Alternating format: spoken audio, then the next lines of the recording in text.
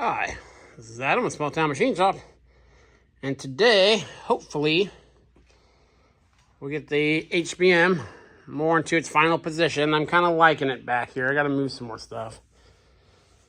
And we'll get it almost in its final position because we have a kind of complicated decision to make. Now, some boring mills, actually a lot of them, depending on the size. You see that shaft? That's from the for the headstock. Now the head is up, as you can see, probably about 8 inches. That shaft will go down that same distance. Right now it's level with the feet, and it's about 2 inches off the ground. So we have a decision to make here. I either cut a hole in the floor, which I'm leaning towards that way, but, you know, of course, if I do that, this machine's going to live where I put it. Or we make spacer blocks for it. The machine already sits a little low to the ground, so that's not a terrible idea. And I definitely make the spacer blocks out of steel, obviously, so it doesn't settle. So I need to take some measurements, get this thing positioned mostly where it's going to be, make sure I have the room around it. First thing we're going to do is lift it up, get the wood out from underneath it, and probably just put it on the feet for now, because those will slide on this floor pretty easy. At least get, you know, 4 of the pads underneath it. And see if we can bar it. Maybe I'll put on plastic so I can bar it over. Let me move some stuff, and I'll bring you back, and then we'll figure out. Because if I cut a hole, I don't just want to cut a square and, like, drill it out and, you know, with a auger drill or something and suck the stuff out. Because that will create a void. There's a lot of weight on this slab. And it's only, you know, standard 4-inch slab. And it's had some cracks and stuff before I moved in. So I don't want a void, like if you just were to vacuum out the hole, it would slough off. So my idea was to cut a hole with a core bit and then drive a pipe down and suck out the inside of the pipe, and, you know, probably have to slam it down with a sledgehammer. Now make a metal pocket for it going. That will give some side support to the pad. Let me get this thing shifted over a little bit more, and we'll look at that. Okay, so I've shifted the back over just by lifting up with the forklift and side shifting it. It doesn't like it, but it will do it. What I've decided to do is I'm going to suck it over here close to the lathe. I've also decided is I'm going to build a base for it. Very simply, I have some 6-inch HBM out there, and I'll make 4 runners that go across. I'll box it in, probably unnecessary, but I'll box it in under each of the pads here, and I'll have it extend about 6 inches past, and I'll still put the feet pads on there. So I'll spread out the weight really good and get it up a little higher. It also means it'll be over the lathe bed, so I can really tuck this thing in next to the lathe and still get a tailstock back there. So what I'm going to do next, I like how far back it is. Again, excuse the mess, moving big stuff. So I still have room to get around to the shaper and the milling machine and stuff. I need to kick this end over and move this out of the way. So I'll set you up. We'll take the old... Oh, I really gotta move that table. Take the old homemade toe jack. Lift up this side, get a piece of plastic underneath it. Because I cannot budget with that wood. Then we'll do the same on the other side. We'll see if we can't slowly start working it over. We need to get it, only need to get it over probably about a foot. But let's get on the tripod and get to work on it. Okay, we got the toe jack.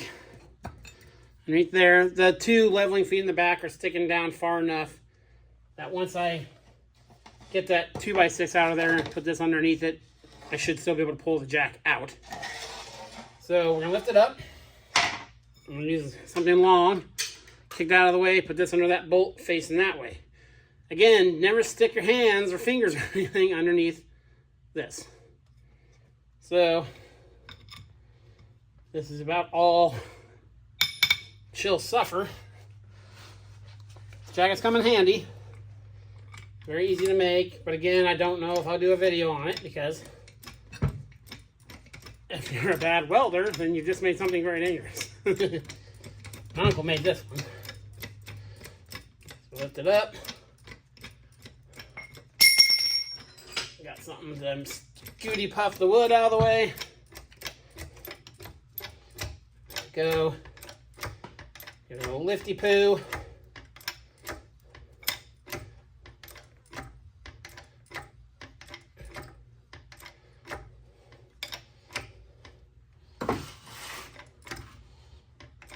More here. Kick that out of the way. Pour down to there. And gently lower. Nice and slow.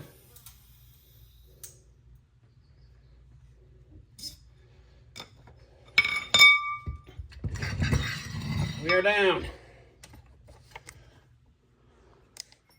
We are on the UHMW. So I'll go do the same to the other side, and that'll give us a chance to move this. It will slide a lot easier than that on that wood. Again, I moved this over like another 6 inches before I filmed this. So I want to get, that's pretty much where I want the back. So I just need to move it the same distance off this line right here in the concrete. So yeah. Let's go to the other side and let's get that done. I'm just going to raise this leveling bolt a bit and it will turn. So we'll have some bite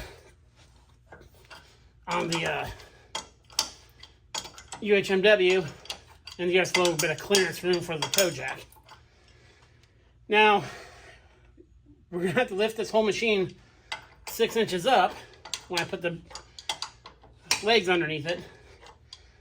We'll just do that with the toe jack, same way we're lifting it now, and just keep putting stuff underneath it to support it until it's like just where the feet will go underneath it. And then we'll use the leveling screws to pick it up off the dunnage and lower it back down. So, that should give us some bite there and go a little bit more.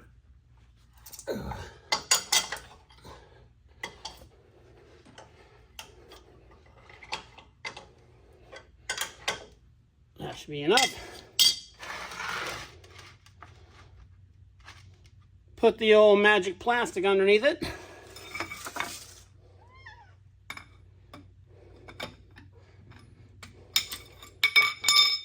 We're actually going in the lifting pocket.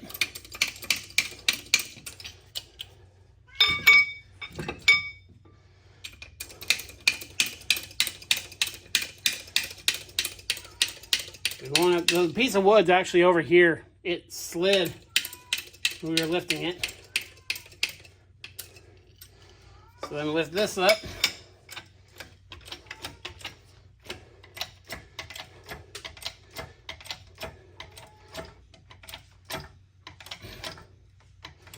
Go quite a bit more on the other side because the way that wood is angled. We use our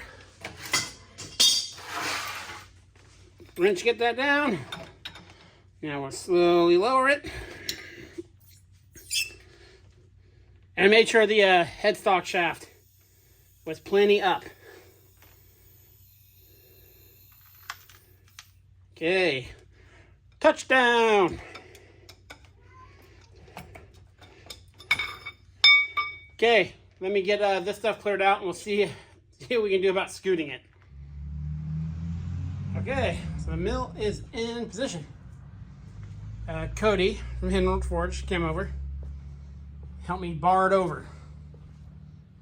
So this is where it's going to live. There's plenty of room to get by it. Once this stuff's moved, there'll be plenty of room to get by it here. Nice big open way. I'm going to kick the radial arm drill over a bit. It's going to be up on risers, so actually sit over the lathe a little bit. And for risers, a video I'll make this week. Blew out a seal on the forklift. Got this 6x6 H-beam, like a lot of it. I'm going to cut the pieces wide enough to go between